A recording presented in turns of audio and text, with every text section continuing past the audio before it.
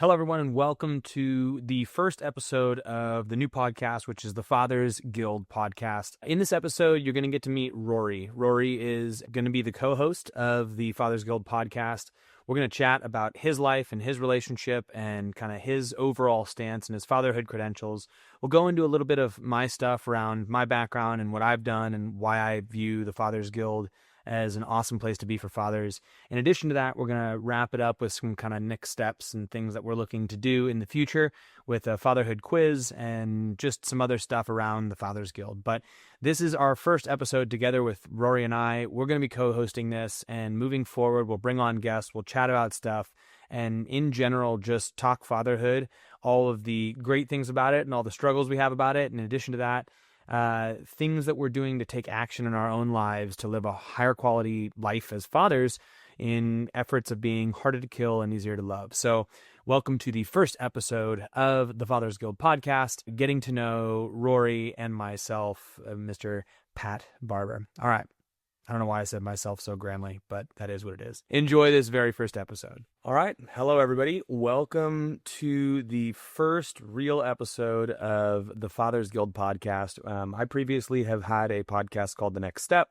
That didn't go where I wanted it to go. I didn't take the next step in it, but I found motivation recently to re-kick this thing back off and call it the Fathers Guild podcast. Create a space where we can talk about fatherhood, create a space where we can kind of speak to the extremes, the good and the bad of what's going on, and just kind of unpack some of these things. And I didn't create it by myself. I'm here with a special guest and a permanent guest, a gentleman named Rory Tolland. It's not T-U, it's T-O, but when you hear his accent, you're going to see why I was confused. And Rory and I have actually known each other for a little bit because Rory is a father who reached out on social and actually presented some design ideas initially and was like, hey, I love this thing that you're doing. Is there any chance you need any design work stuff? And I was like, I definitely do, because I am absolutely inept when it comes to making things look good. So any of the cool t-shirts and stuff that you see, the actual cool ones, not the weird ones, Rory is the master designer plan man behind it all. And he's got a pretty interesting story. He's got a pretty interesting accent. So he and I are going to host this thing together and essentially have conversations around fatherhood. And so I want to introduce Rory Tolland and actually go through his fatherhood credentials. So Rory, why don't you say how long you've been a father, your current number of kids, total number of pregnancies, because I think that we kind of want to normalize what's going on as fathers, and then who your wife is and all these other things. So we'll ask you question by question. First off, dude, stoked to do this with you. Yeah. Even though our internet's laggy as hell. Yeah. Let's go ahead and definitely how long have you been a father? And even in this conversation here, I feel like we're like but yeah, we're figuring it out. I think the prelude to the how long have I been a father, I just want to say, yeah, I'm super excited to start this. I'm super excited that I've been able to be involved with what you have built with the Fathers Guild over the last few years, and I know that I'm in the same boat in saying that when I started to see what you were putting out there, it hit a chord with me, and that was when I think you had about 300 followers, and I followed you on other platforms, and I was like, this guy gets it, and we connected. But now, yeah, hundreds of thousands of people, of men, have seen that and resonated with the message. So I'm excited that we have taken this next step together, and we're going to be having these conversations. I think it's super impactful, and only the longer format, I think, just allows for deeper, more meaningful connection, hopefully with a bunch of guys, dads that maybe haven't had the opportunity to share that part of their life or aren't known for that part of their life. So yeah, as a prelude to these questions, I'm really looking forward to just these conversations in general. Hell yeah, man. Me too. Yeah. So I've got them up in front of me because there's a lot, but I'm going to just try and let you ask me as we go. So how long have I been a father? 4 years now. My first, Oaks, who you also have an Oaks, spelled differently, but one of the only other Oaks in the world that I know. Yeah, she is no E, Oaks. after the tree. Gotcha. And I do OAKES. God, there we go. Cool. Yeah. So, and it's funny because when we were first playing with the name, we had been playing with like Oakley, and there was this theme of a tree, and Oaks just felt like a nice shorter version of that. And I was like, I feel like I want to spell it with an E, and my wife was like, that's ridiculous. Why would we do that? That's okay. That's actually the old English name was Oaks. OAKES. And so that's where we got it. Yeah, ye old. I found it in a name book, and it was like we saw OAKS, and then we saw OAKES, and we're like, we'll run with that. Yeah, there we go. So no, we've got an OAKS, and she turned 4 in March, end of March. So yeah, 4 and a bit years of being a dad. Heck yeah, man. I'm sure you've learned a lot in that time, and we'll unpack that throughout the many podcasts that we go on together. So current number of kids, I can answer that. You have 2 kids. Who's your second child? My little guy is Coe, and that's spelled COE. Everybody thinks in North America, especially as a prelude, the weird accent that's kind of been North Americanized, so it's like got twang now, is from Scotland. And Coe, COE, is named after Glencoe, which is a beautiful place and one of me and my wife's favorite places in Scotland. We try and get back there every single time that we go home. So yeah, he's Coe, and he turned 2 in December, so he's 2.5 now, which is wild. And yeah, and you have a 2.5-year-old, and as I'm sure you can attest and have been through with the other ones, it's a wild, crazy, fiercely like they just want to be independent and do everything, especially when they have older siblings. So that's a really interesting stage that we're in with him now, and trying to embrace every second of it. Hell yeah. Well, I'm excited for your continued stories around those differences, because as I know, that first to the second is a very different thing. But you're in a different world than me, because you've got one boy, one girl.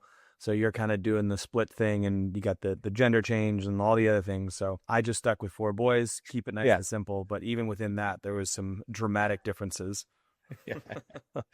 oh yeah, I can imagine, dude. And then I added this one on here, just total number of pregnancies you guys have had, because I was curious if it was straightforward for you, or if it was a bit complicated like our journey was. Yeah. And I think that's a great question, because like you said, when you were doing the intro, is that I do think it's a really important thing to talk about, and isn't talked about a lot, especially amongst guys. But I feel super fortunate that we have only had 2, and we haven't experienced that loss before those guys made it into the world. And I just feel incredibly grateful for that. I have friends, buddies that, and yourself included, that have not had the experience. And we want more kids, and to share something different. That with Oaks and Coe, it happened really quickly for us. It wasn't unplanned, but it was just like, oh, that happened. It was kind of a surprise, like, oh, that happened way quicker than we thought that would happen. You know, we started to enter that realm where friends were trying, and we were talking to them about it, and hearing their struggles, and it happened really quickly for us both times. Now we are trying for a third, and it's not happening as quickly, and that's just, yeah, it's a learning for us, and also just understanding that these things happen when they're meant to happen. And you know, we wouldn't have, if Oaks and Coe hadn't happened when they happened, they wouldn't be Oaks and Coe, which is always the thing that blows my mind. They'd be completely different people.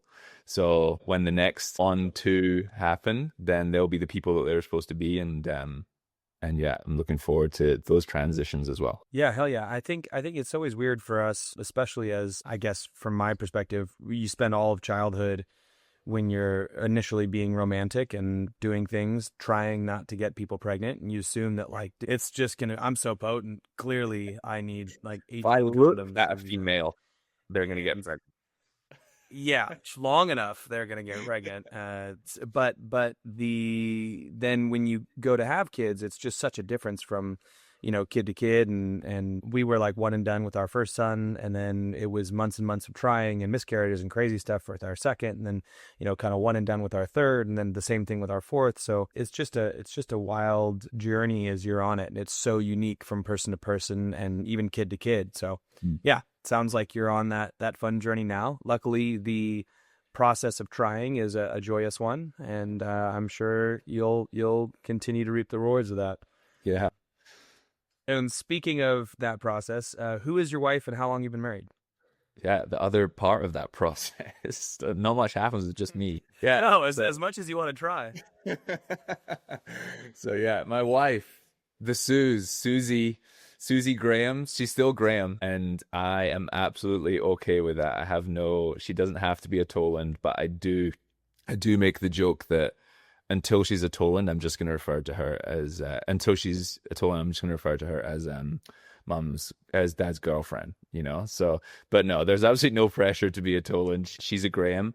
And yeah, we went quick, dude. We met each other and it was like one of those holy shit moments. This is my person. I need to be with them. And we both changed our situations to make that happen. And yeah, I can't say much more than that. Like I knew as soon as I met her that that's who was meant to be my partner in life, and that we would do really awesome things together, and that we would live life to our fullest. And it has been nothing short of that. It's exceeded all of those thoughts I had when I first met her. You know, we only met in 2018, and within those first few years, we got together, we moved in together, we got engaged. Within the year, we moved across the world within a year and a half to Vancouver in Canada. We're no longer there, but we're still up in the north in Canada in a little place called Fernie in the Rockies. But yeah, we moved across the world, and then we got married during 2020.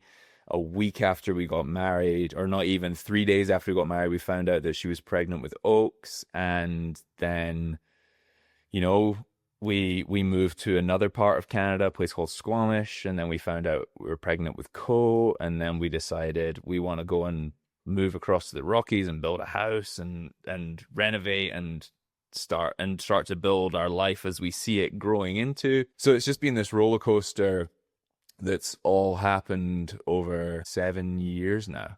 And yeah, it's like I say, I wouldn't have it any other way. It's been awesome and intense in the best way, and it never felt like it was when we first got together, there was a lot of people that were just like, oh, this is quick, you're doing things quick. And it was like, well, yeah, what's the point in waiting? Like, we know this is the real deal, so let's just go and get the things we want to get done and get after it, you know? Yeah, man and woman of action. I like it. Yeah, we have a similar story, but I'm genuinely curious. I mean, so I have probably the best relationship of anyone I know, and I would not have it any other way. I'd like to have a great relationship, so we work really hard on that. I've had a lot of people talk to me about things like the 7-year itch, or like, you know, like you start to have these, you know, any good relationship is not without conflict. Like, that's not what a good relationship is minus conflict. So I'm curious, at what stage of your journey, if you're willing to share, are you guys at in your relationship with each other? Because you're now in the heart of the dual kids. You're renovating a house together, and you're at that. So 2018 would put you right now at about 7 years. So you've been together, you've got to know each other's idiosyncrasies, you've unpacked a lot of stuff together, and I think the forced intimacy of travel and quirky, like starting a house together and having kids, like really does build a lot. But where are you at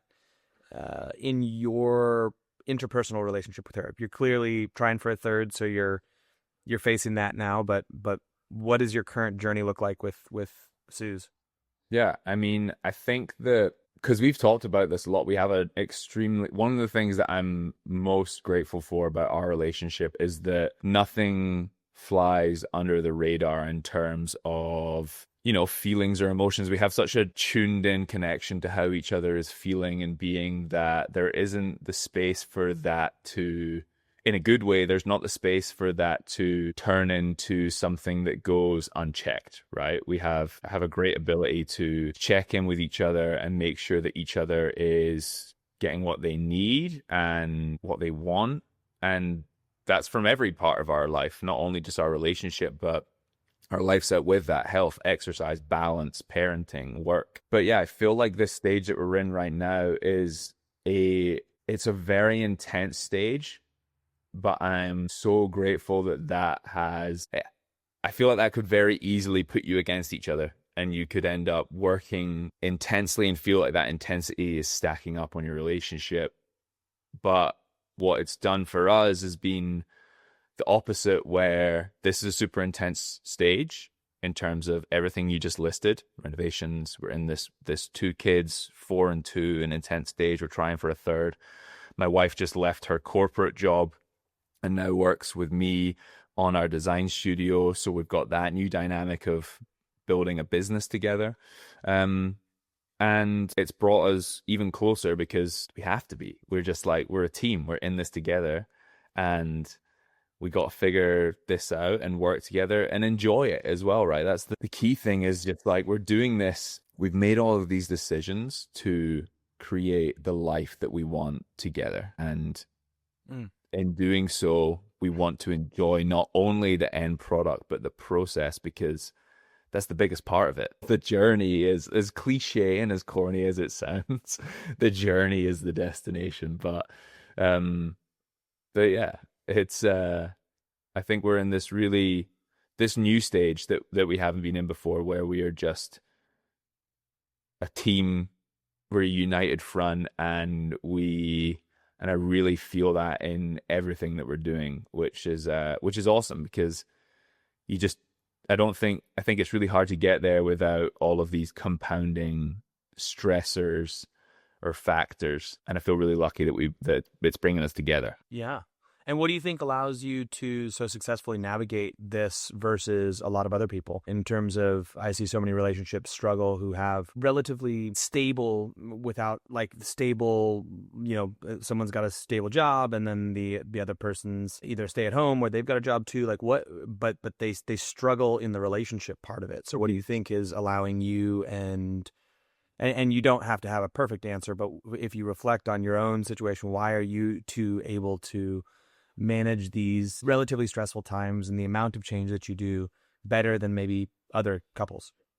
Yeah, I think that, and again, I want to preface this with, there's definitely arguments and there's definitely moments where, you aren't fully aligned or on the same page. But the thing that brings us back, and the answer to the question, number one, is communication. Is just like, we talk about everything. The beginning, like something that we have done every single day since we met, 2 things that we have done every single day since we've met is, first thing in the morning, whether it's over our morning coffee and sometimes we forget, so it ends up being at night as well, but every single day, and we do gratefulness. So we share something we're grateful for, and that can be very minor, or it can be a large, major thing that's happened in our sphere. But it could be as a very small thing like this morning coffee, because I get to sit and have this with you, and there's deeper meanings behind that, but I'm grateful for the coffee. And then the other thing that we do in the evening is our pits and peaks, which is our pit of the day, the worst part of your day, and our peak of the day. So even out with the ebbs and flows of daily life, where we have these other pieces of communication and just like, general co-parenting and co-life conversations, there's this net that everything's caught by at the beginning and the end of each day, both positive and negative. And that's not like this trick is going to solve all your problems, but it's just another communication piece where I feel like that has just, no matter what's been going on, or as crazy a day, or if one of us is traveling and we're away from each other, that has been a complete like routine that's been set in place and hasn't left for the 7 years that we've been together, and it never will. It's something that we are gonna do every day, and that communication piece just makes everything else easier when you know exactly where each other's at, because the guesswork is taken out of it, right? Yeah. There's no like, oh, I think they feel this way, so I'm gonna act that way. And then that's where the waters get muddy, and maybe things or actions happen that just aggravate the situation or whatever it is. So yeah, communication is the reason, if I was going to put it down to one thing. Yeah. No, I'd agree with you. I think communication is super key, and I laugh a little when you talk about this end of the day or beginning of the day gratitude. These things, like I've always found those gratitude things so corny, because like I can never think of anything, and like a routine around it being like, "What are you grateful for?" You're like, the fact that I'm sitting here with you," and like, and to me in my life, like that, I get why they work, because they force you to think about it. And I've had friends who've texted me and like asked me, what's your best moment of your day, things like that, for weeks on end, and it becomes routine to think about something good, but I think it puts you in a headspace of doing it. So the fact that you of like being in a good place, and also being willing to examine some of the stuff that's not as good. So the fact that you've made it a routine and it works for you too, that's awesome. Like, I think it'd be really hard for me to instill that in my current relationship, because that's just not the dynamic my wife and I have. But we do, on the flip side of that, we do communicate quite well and often. And there'll be times where we're a little bit more in our own shiza, but then coming back together is like, there's never something that goes unsaid, like and if there is, that's an opportunity to build resentment. So yours is built on routine of the check-in, and then I would say mine is more just like, if something comes up, there's no hesitation to want to express that.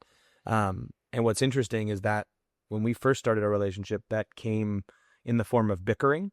Like, we would bicker a lot, because like we would have different opinions on what was the right thing to do in any given moment. So we would just like bicker at each other, and we felt confident enough in the quality of our underlying love for each other that bickering never breached a form of like, I don't love you, but the bickering was constant. And like, people would be like, you guys just fight, and we're like, we don't fight, we bicker, and neither of us felt like it was fighting.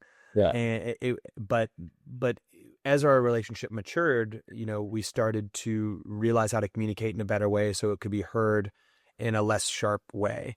And so that's how our level of communication has matured. It started as bickering, and then moved into like just deeper levels of being able to express both gratitude and the love and all that stuff, as well as the valleys, like you said. And I think, to layer on top of all of this, I would say that honesty and the ability to actually feel comfortable enough to be honest with your partner in a very, whether it be blunt or just a way that they can hear it, has been the thing that's been the most successful and changing in my relationship. Would you say you have an easy time being honest, or is that something you've had to work on? Yeah, I think it's definitely something that I've had to work on. And when I think of the honesty piece, I think less of like, secrets or hiding things, and more just being like honest with my desires, or what I wanted to do, or what I wanted to get from situations, or whatever it is. I think just like able to be true to like what I feel, and expressing that, and that bled into the same thing as what you were talking about there. Is I think it takes time in a relationship to understand that, well, if they're expressing these feelings, if they're expressing how they feel, that might not immediately resonate with me, but I need to work to understand it, and how they need help working through this, right? And that reaction piece. So that was a piece for both of us, where it's like, okay, if I'm being honest about how I'm feeling, and you're reacting this way, then maybe I shouldn't be honest about how I'm feeling. So that was we figured that out quickly as well, in the same way that you figured out the kind of bickering thing. Is just like, okay, well, how you're reacting isn't how I would react, but it's how you feel. So how do we react to your reaction to then get to a place that we both feel good and work through this, as opposed to just like butting heads, or being like, I don't understand why you see it like that, or you're reacting this way, because I wouldn't, Right. Yeah. Right. So how did you get through that? How did you figure that out? Time and reps and I think the biggest thing for both of us was calling it out in the moment. So like, for example, if we would both do this, and I can't remember how it kind of came about, but it was, we'd flip the situation, reverse it. So for example, if I was feeling a certain way and I expressed that, and Suze reacted in a way that only aggravated that, then a really useful tool for me would be, okay, let's flip the script. If you felt this way and I reacted that way, and just completely skipped over how you're actually feeling and, jumped into how that makes me feeling, then we're not actually talking about the problem that was on the table.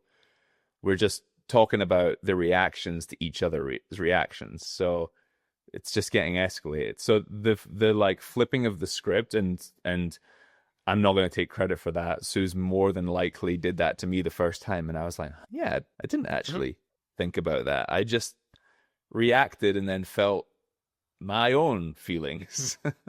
so yeah, that has definitely been putting the other person in the or trying to help the other person see from your perspective has definitely helped with that. Yeah. Well, I think another way to think about that too is because sometimes people will do that, or I've seen that, where it'll be like, well, imagine if I was in your situation and blah, blah, blah. And you try to like explain it like you're there. So like you're trying to, but you don't relate to that situation. So it's hard. So I think another way to do that, which is kind of fun if you're in the headspace to do it, is you actually argue the other person's point. So you say, okay, you switch and you say, I want you to argue my point, and I'm going to try and argue your point. So, and then in that, you have to articulate what your point is, or you have to articulate what their point is. So, hey, let me get this straight. So what I'm trying to argue is, and you say it out, and then they go, well, no, that's not it. You're trying to argue this. And you go, okay. And then you like almost role play it, and you're like, you try to argue that point, and it first forces the person to articulate the point in a way that you can understand it, and then you have to understand it enough to then fight it, and then you realize that you kind of have a common ground there, and then they have to hear it from that kind of perspective. So if it's not too heated, I think that putting yourself in the other person's shoes of like literally arguing their point is another way I've seen that done that works quite well. I'm going to try that next time. Yeah. It's a fun one. Yeah. And it also is like one of those things where more often than not you're in the same arena. You're talking about the same thing. You just haven't articulated it in a way that's resonated with the other person. It's just like, there's so many of those conversations that we've had where it's just like, we're saying the same thing. We just think about this differently. Our brains just work very differently. And like that, Suze is also a lawyer by trade. She has not worked in law. She did a full law degree, a master's in law, and then decided she went and worked in the law office and was like, no, I'm not doing that. So her brain's ability to like capture these pieces of information, like we'll be having these conversations and I'm like, I can't keep up. Like, I don't remember saying that, but okay, I'm swearing, maybe I did. So yeah, it's challenging when you're you have the inferior intelligence of the two. I feel you on that one. Fortunately for me, my brain's quicker. So my wife is significantly more intelligent, but my brain is quicker.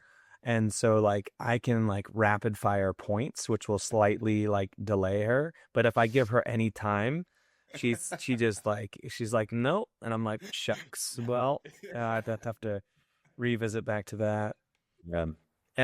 No, it's an interesting one. I think for me in our relationship, we came to a point where the specifics were less important. So I think the arguments that we have around, well, you said this way, and you're like, well, I didn't hear it that way, or I didn't, like, no, I said it this way, and like those are really common, like super, super common of like, Taz and I, my wife is Tamarin, but she goes by Taz. We had literally an argument yesterday about, it was just the tone that bothered me. And she's like, I didn't say it like that. And I'm like, well, yes, you did. Like, and how, and so, and it was so much less about the tone, but like, that's what I took from it. So I immediately went on the defensive. So like and the full situation was, I have a really busy week. Like we just took a trip to Washington, and then next week we're going to Ireland, and then this weekend I'm going to Arizona to teach a seminar. And so I've got literally Tuesday through Thursday, which is not very long, to get all the stuff done I need to do this week. This is why we're filming this podcast at 6 a.m. on Wednesday. And my little brother just bought a new house, and he needs to sheetrock this garage, and I want to help him with it. And he's like, can you help me on Wednesday? And I'm like, yes, which is a stupid thing to commit to in a week like this. And so like I had said to my wife, like, hey, Wednesday, I'm going to help John G sheetrock his garage. And she goes, really? This week? And like it was just like this, like, in my head, I took it as like, how could you? And in her head, she's like trying to preserve the sanctity of my time. She's like, you've told me how much you have to get done. I need to step in and be like, dude, you've got a lot to get done. And I'm hearing her be like, don't go help your brother. And she's actually saying, you should help yourself. Like, you've expressed these things to me, but I don't mind if you help your brother. So we had to unpack all of that. And I knew that when I said it to her, she was going to get defensive. And so it was just like the way it all went down. Yeah. But in the end, she's right. But I also am still going to go help my brother. So, but I could have just like not had the conversation and just gone and done it. Or I could have like been more defensive or less defensive. And like, there's so much nuance to every little interaction. And even, we've been married, we just had our 13-year. Yeah, that was gonna be my question. Anniversary. I think it's 14. So we got married in 2012, and what are we to 2025? So is that 13? 13 depends when you got married. Yeah, so 13-year anniversary. 14. July 20th. Also, just had our anniversary. Yeah. We're 26. Forgot. Oh, we've got 3 days. Oh, nice. So we forgot. We were on this trip in Washington, and we got a text on the morning from my mom being like, happy anniversary. And I was like, what? Oh, yes, that is it. I knew that. That's why this whole trip was going on. And yeah, this was all in plan. Well, check this out. It was even more serendipitous than that. We have a friend who we stayed with, who owns a company that is called Street Parking. It's right here, and they have a vacation house in this beautiful area in Tillamook, which is where they make the cheese. Tillamook. I've been to Tillamook. Yeah, so in Tillamook, and it's this beautiful. They have this house that overlooks the bay, and like it's this beautiful vacation rental. And while we were staying with them, we were like, oh, we should see if we should take a trip to Tillamook. And they're like, oh, yeah, our vacation rental's always booked. And we checked, and they happened to have one night available, and it was the Saturday night. And they were like, you guys can book it. So they let us stay in the house, and we didn't even know that was our anniversary. But we woke up in this beautiful place in like just super serendipitously had this awesome experience. And we were like, it was meant to be. It's for our lovely day. Anyway, the universe was reminding the universe is reminding us that it's meant to be, and we're in a good place. So yes, like the level of communication and openness and honesty, it sounds like, is where you're at in your relationship, and you do it on a daily check-in, and it's amazing. And I do it when we can, but it doesn't avoid conflict entirely. It just helps it resolve a lot quicker and makes sure you don't carry stuff with you and shoulder that burden. Yeah, I think that, like, conflict is good, and it doesn't feel good in the moment, but if there's no conflict, then one party is most likely just getting their way all the time. And that doesn't mean, screaming matches or anything like that, but conversations where you can, try your hardest to come at it with love and understanding. And sometimes that doesn't happen. You get caught up in your own emotions and feelings, and you react in a way that you don't want to, or if you were being your perfect self, you wouldn't. But having somebody that you feel that you can like trust with those things and work through with together, I think is something that we both have, and like myself and you, Pat, that I feel, and I know you do as well, feel very grateful that we have a partner that like we can do that with. as opposed to just butt heads and really struggle to figure it out together. Totally. And I think that part of what you and I both express is like our partners are amazing people. And we really feel like we're trying to live up to the expectation that they have of us.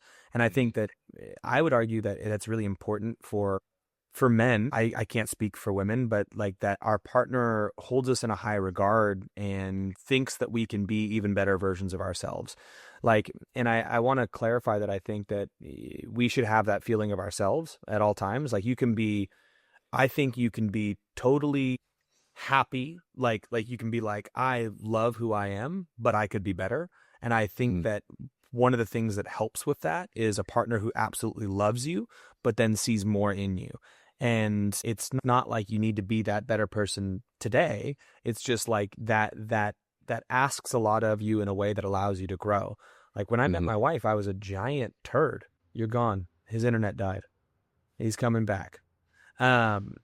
When I met my wife, I was a giant turd, and I wanted to look, well, I didn't want to. I look back on who I was when she met me, and I'm absolutely flabbergasted that she chose to be with me. But over the years, she asked so much of me in so many ways, in a very loving and kind way, that I wanted to be better, and I saw that potential in me. So it's cool when you have someone of such high quality who sees that in you, and you're playing off of each other throughout that type of throughout the entire relationship.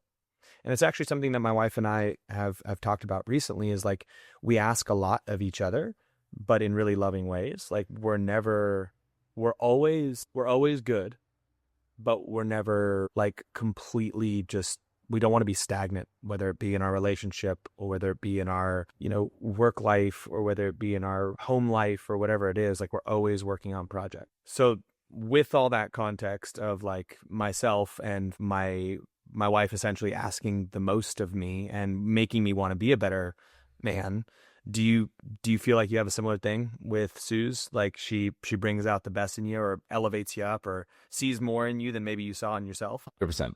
I think, when I think about how much I've grown, and just in the time that we've been together, and we've had those conversations, like there'll have been times where I'm like, man, I feel like you're really, you're asking a lot of me, and she will outright say like, yeah, because I know that like you can do this, and I know that we can do this, so it's not like I think at first it might have not even been a deliberately hidden thing. It was just a subconscious thing where she saw that in me, and the way that our relationship worked brought that out in me. And in maybe these tougher, larger moments where I have expressed like, oh man, this is like tough. Like I feel challenged here. The reaction from her isn't like, oh, let's slow down. Like, you're okay. She's like, no, you've got this in you. Like, I know that that's what you can be and you can do. And and I think the first time we had that conversation, that was like to speak about that, I was like, oh wow, like somebody thinks that about me. That's really cool. And it like spurs you on. Yeah. To then, and like you said before, like I do think that men should have that on their own accord, but I think that sometimes, or oftentimes, it can take that relationship to bring that into your own mind and fully help you understand that, or reflect on and be like, man, look how much I've grown because of this, and this. And yes, I definitely feel that. And it's a really good feeling. Yeah. Well, I think what's interesting is a lot of men have a very narrow vision for where they're pushing. Mm-hmm. So they go like, it's on like, can I provide? Like, I'm a provider, provide. Yeah, provides, it's like all they do is grind away on making money. Mm-hmm. And it's like, well, you have to be more than one dimensional. Like a lot of us do have to provide. That is our role. But that's not it. Like if you just bury your head in that channel, then there's got to be like you're letting down many others. And I think the multifaceted nature of existence, like you have to be dynamic, and you have to go, okay, Like, what are all these balls that I have that are up in the air that I'm juggling? And how can I simultaneously, catch this one and then toss this one up and then catch this one and like focus on different areas of growth? And I think in different times in life, we can put more of an emphasis in certain areas and other places will be good. But where I find a lot of men that I meet is like, their vision is so narrow for what they're capable of Mhm. and for where they're focusing that they might be doing really great in one area, but then like dropping the ball in like seven other areas. Yeah. And what I think is fun is when you have a partner who's not just asking one thing, and they're never just asking one thing. It might sound like one thing, but they're asking many different things. What's fun is like if you can communicate well and you can articulate things, you can talk about what stage of life that you're in, whether it be you're focusing more on being present, or you're focusing more on your physical health, or whether you're focusing more on playing more, or whether you're focusing on how to navigate stress, or whether you're trying to mitigate the amount of alcohol you consume, like whatever it is. Like there's all these areas to work on, and that's the dynamic fun nature of fatherhood. And I think that, like I said, I think the vision's too narrow for a lot of us guys. And I think we can broaden that vision and start to continue to bring in all these different components, which then make the other components easier. And it's just a never ending game of fun. But having a partner who asks those of you is the best. Yeah, no, it is for sure. But yeah, I think that another piece in that is, provide, the word provide and attaching it to like a financial providing is the most common place that I think a male brain goes. If you were to provide for your family, then it's seen as providing financially, right? But there's so many, and this is exactly what you're saying, is there's just so many other ways of providing, and I think that an interesting piece for mine and Sue's relationship was that, like, when we first had kids, Suze was the provider. We transitioned into parenthood and Suze went back to work full time in a remote role. Trying to get this alt focus. There we go. In a remote role after Oaks was 4 months, and I was working in the gym space at the time, but I also had a side kind of hustle going on with the creative element that I now do full time. But at that moment, when Suze came to me and she was like, I want to go back to work, and like, how do we make that work? I was like, I'll be with Oaks all the time. Let's do it. You want to go back? Then like, I'll be with Oaks and I'll try and figure out how to build this side hustle into something that in the future, which it is now, is a full-time job. And so like that, there was my own things to work out there of just like, okay, well, I'm not being the provider financially. Like my wife is the financial provider. She's a breadwinner. And that dynamic stayed pretty much until she left her corporate job a few months ago, because she's incredible at what she does, and position and financially she has been rewarded for how good she is at her job. So she has been the provider if you were to look at it from a traditional sense. But within that time, I have been the main childcare provider. And we still have always had a very split dynamic, but just in terms of hours allocated, the bulk of those hours fell on me. And I was providing a different service. I was providing childcare, and I mean, there's so many other things that go into just that. Same as when there's so many other things. If you're providing financially, there's so many other things that go into that as well. So many things that you allow your family to be able to have or do by stepping into that role. So yeah, there's been definitely my own work on like understanding and not feeling that kind of discomfort with like, oh well, And there's no reason for me to be uncomfortable with that. There's no reason for any guy to be uncomfortable with that, because we made that decision as a family to move our family in the direction that was best for us, and we just had to step into different roles at different times, right? Right. So you just found it hard to be the woman in the relationship, is what you're saying. You're gonna get flack just saying that. I mean, of course, I'm gonna joke about that because Yeah. I find it funny. Like, I think we should be able to say jokes like this, but then Yeah. realize that it is totally a joke. Like Yeah. there's traditional roles that we can play off of and make fun of and do all the things, but like, if that actually made you pull back and go, oh my God, how dare you say that? It's like, dude, pull your head out of your ass. It's okay. Like, and if you actually think that, you're a dinosaur. Like, Yeah. that's what cracks me up, is like, I'll post stuff on the Fathers Guild, and men will come in there and just be like, no, you should never show emotion. And I'm like, you are a dinosaur. Like, what is wrong with you? And then on the flip side of that, like I'll say say something that has any sense of like, it's not proper in today's world, and people would just get all offended. And it's like, toughen up, man. Like, it's okay to joke about stuff. It's okay to poke fun. It's okay, like, to do these things, because, like, I don't know. I will never be fully serious. Like, I don't think, and maybe that's a piece of privilege that I have, of like, I don't think we get the right to take things personally that are true to some degree, but also not, like, I don't know. I will make fun of you, and that's going to happen, and we are going to.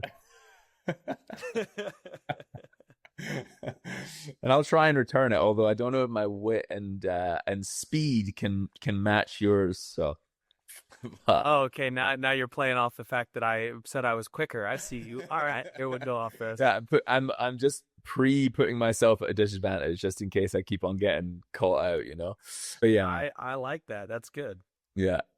It's the same as RX plusing a workout. I remember somebody telling me, like, to watch out for this guy in the gym because he always RX pluses so that he can just do it slower.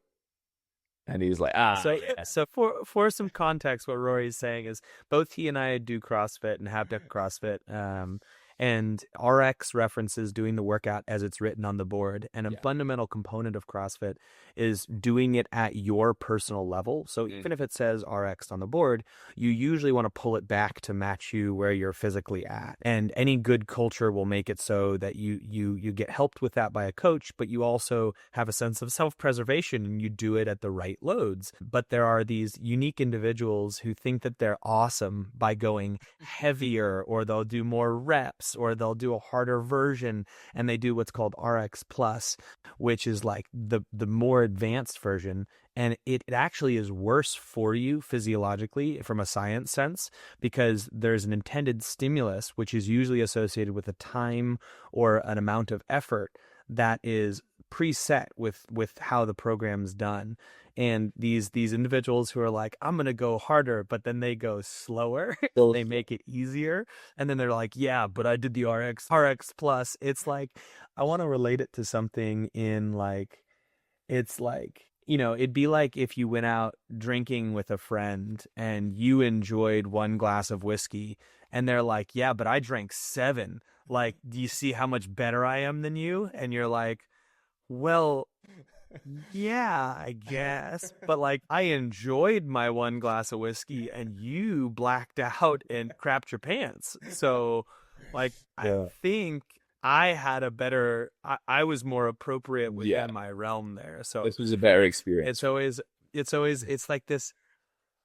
Exactly. And it's like this swagger, this dick measuring contest that people sometimes do with it. And I'm like, oh, you funny. It's a sense of self-preservation, but that's what you were doing by being like, I'm not as good. Yeah. And so then you're going to like swoop in and have some quirky wit. Yeah, but it'll be unexpected because I've set myself up with a low bar. I mean, I feel like you've done a great job of, as we've gone through these questions, you've pulled elements from it and then put your own insight into it. But I feel like there was one coming up that we had talked about that is a great insight to just how you broke that down, because I went in there with zero context. People are going to think I'm talking about pharmaceuticals with the RX and the RX Plus, and you broke down exactly what that means, intense stimulus and all this stuff, which is you and your element. So for people that don't know and that have only seen you through the Father's Guild and in the content you've posted about being a father, what's your background? And a caveat to that is, I can only imagine that with the years of experience you've had in leading others and breaking down elements as you just did, that will have elements of that will have filtered into your life as a father really nicely. Yeah, so my background is in being a coach. Like, I've been a coach for CrossFit for 20 years. And like, you'll hear this talked about on the podcast, but the one tool that makes all other tools work is consistency. And so if you do something for a long period of time and you're even remotely reflective, you'll get better and better and better at it. It's kind of what I want to bring to fatherhood, is like, if you bring reflection to fatherhood, you're going to be consistent because you're doing it for at least 18 years and with one kid. So that forces a level of time that with any bit of reflection, you're just going to improve over time. So my history of sports and exercise science and fitness is centered generally around CrossFit. And I love that as a base because CrossFit has an inherent nature of we do what works. The idea is to pursue an outcome. Specifically in CrossFit, you pursue fitness. And fitness is a very specific definition of work capacity across broad time and modal domains, which basically means the ability to do whatever you want for however long you want at whatever level that you want. Can you say yes to life?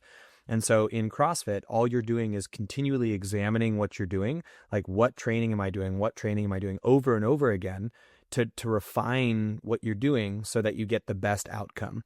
And I think that as a foundation for everything is a great mentality to have as you go, with business, what am I doing? With relationships, what am I doing? With parenting, what am I doing? And you go, what is the outcome that I want from all of these things? What is the outcome I want from business? What is the outcome that I want from my relationship with my wife? What is the outcome I want as a parent? And are the actions that I'm taking achieving this outcome? And if not, where can they be refined and changed to achieve this outcome? And so that's my mentality with kind of everything is because that's my foundation of the work I've done for 20 years. I kind of have applied that to my life, and it's led me to be in a pretty good place. Like, I'm by no means perfect. I have tons of struggles. I have areas that I don't do this as well in and areas that I do this better in. But when I started the Fathers Guild, I was like, I have 4 sons, from 12 down to 2.5. And I've applied this process of like, what is the outcome that I want? And how can I get there? And let me try this thing. I'm not set on any one given way. And we're just going to keep trying new things until we refine the processes to where the outcome is, I enjoy fatherhood and I love my sons. They feel loved by me, and I've got a great relationship with my wife. And then it's like, cool, can that be better? And that's my background, is that mentality, that world, that level of attention to detail and very outcome based in my thinking, which led me to start the Fathers Guild. And I think a lot of men and people don't have the psychological framework that I do, nor do they have the space mentally to even think about these things. So I'm privileged enough to where, in terms of my needs, they're met in a way, for the most part, that I can think a bit beyond just like responding to the life that's happening to me. If you're in a place where you're so buried that you're constantly just responding, it's very hard to think outside that. Like, if you're worried about how you're going to provide or what your food is going to be next week, it's very hard to think about like, what's the meaning of fatherhood? Like, you have to basically work on the level that you're at. So I feel like I'm in a place where I can think deeper than maybe some others. And I also don't think I have the answers. So like, I want to think more about it. And I think there's a lot of balance to be found in all of our different areas of fatherhood. And that's my background. That's my history. And that's my my vision for this Fathers Guild is this constant examination of being a father and finding the most amount of joy, but also value in this process. Yeah, that's it. Yeah, awesome. Yeah, that was a Uh, summed it up real good. See, I also am not. I never understood stuff very well growing up because I thought differently than the school is taught. Like going through school was very difficult for me, and I was scholastically not a high achiever. And so when I started becoming a teacher and a coach, the thing for me was to try to make complex things simple. And I think that's the best way to understand them. Like understand the complexity. Like as the teacher, you need to understand the depth, but to put it forward is to make them simple and digestible. Because if someone doesn't understand a piece of what you're teaching, then they don't understand all of it. And so that's been my goal and my journey as a coach, is to take complex things and make them simple, which is what I like to try to do with fatherhood. And sometimes I make it too wordy and too stupid, too complex, but I try to simplify things. So that's what I try to do. Yeah. But I also think that speaks to kind of, the many discussions that we've had prior to filming a discussion about the vision that we have for the Fathers Guild is exactly that. Like, we have been two guys that have connected over this shared enthusiasm or deeper thought around fatherhood. But that by no means it doesn't mean that we have the answers. Like, we are figuring this out, and we're allocating extra mental capacity, space, time to working not only by ourselves, but with each other and helping work through some of these things, figure these things out. And I think that that's the goal for the guild, is just to broaden the scope of that conversation, hear from more fathers that are in the same situation we're in, where they're working towards being better, and they're doing it every day. They have that consistency. But one thing that I have found, and we could link this back to your realm as well within the CrossFit coaching sphere, is that like doing those things together with a community, with others that are also working towards a common goal, it just like amplifies results, with accountability, with actions, and even in what we're doing, working on this together. Like, that's been a testament to like, okay, well, we're working on it together, so things are happening quicker. We have accountability. We're talking about these things on a weekly, daily basis, and when they're front of mind, I personally have only just felt that to really amplify results and just make it more part of my everyday life. Yep. Yeah. I think being around like-minded people and people trying to do a similar thing, which is take the most from fatherhood, is just like we talk about in the CrossFit space. It helps breed consistency. It also helps with direction, and it also helps with normalizing whatever you're going through. So I think that's a big piece of it, is like there's something called self-efficacy, and self-efficacy is the belief that you can change. And if you don't have the belief that you can change, you can't change. So the first step in changing is believing that you can. And then there's these components that help with self-efficacy, that help create change. And some of these components are vicarious experiences. So watching other people like you succeed. Another one of those is like essentially having progressive successes. So having small successes that lead into larger successes. And those types of things happen quite organically in communities. So when you see fathers around you succeeding who are like you can see that and go, okay, they're having more joy.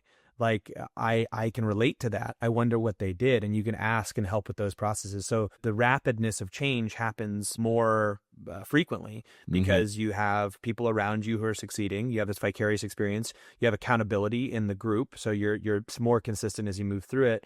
And then you can understand and believe that it's possible. So again, the overlying tool is consistency, but then consistency doing the right things is where we see the most rapid change. Like consistency in itself does a lot, but if you're focusing on dumb shit, it doesn't do as much. So like you take it back to the fitness world, you could be consistent with like doing curls, but that's never going to get you fit. All it's going to do is focus that attention on getting a bigger bicep, which is not fitness. That's just a bigger bicep. So if you're like, I'm getting fit, and like that's what you understand to be fitness, you're wrong. And you won't achieve the results that you want, which is actually a higher quality life, by doing that thing. So being around people who understand it or have experienced it and have made the same mistakes, they can guide you in a better way, which is kind of what we're trying to do with the Fathers Guild. We don't have the answers, but we want to create a collective of people who can like come together and be like, here's what we're all working towards. It's this higher quality of existence and life and joy that we have as fathers, and an ability to, well, we'll say it here, an ability to be harder to kill and easier to love. So an ability to carry the load of fatherhood and the weight and the stress and the responsibility and the both, like literally harder to kill. Like, I am strong enough to do this, and I am healthy enough to do this, and I'm making these, but also psychologically harder to kill. Like I'm in a better headspace. People can't rattle me in quite the same way. Like I'm just more resilient, and I'm more anti-fragile than I've ever been. And then also easier to love, because this component of being in relationships, which is part of the human experience, is like we need to be able to express love and feel loved. And there's so much that goes into that. And you and I talked a lot about communication today, and I think that that's a big foundational piece. But constantly examining our own flaws and our own successes in these areas of harder to kill and easier to love. And so that's what we're trying to do. That's what we're trying to do, is create a space where like we do more of that, this harder to kill and easier to love stuff. Yeah. That's a pretty damn near perfect overview of what we're working towards, and I think what we're going to be bringing to the table. So yeah, I feel like it's a good place to wrap up. I also have a meeting right now, so that is a great place to wrap up. And next episode, I want to flush out this fatherhood quiz, the harder to kill, easier to love quiz, and you and I can both take it and we'll unpack it. So next episode, be looking for that. It's a quiz, and hopefully Rory will actually design the quiz so you guys can all take it and get your scores. It'll be make it look pretty, but make it look pretty. But I got to run, and thank you, Rory, for finally making this work, and be on the lookout for more and more episodes, y'all. Yeah, thanks very much. That was awesome, Pat. Looking forward to the next one already. Woo! Woo! All right.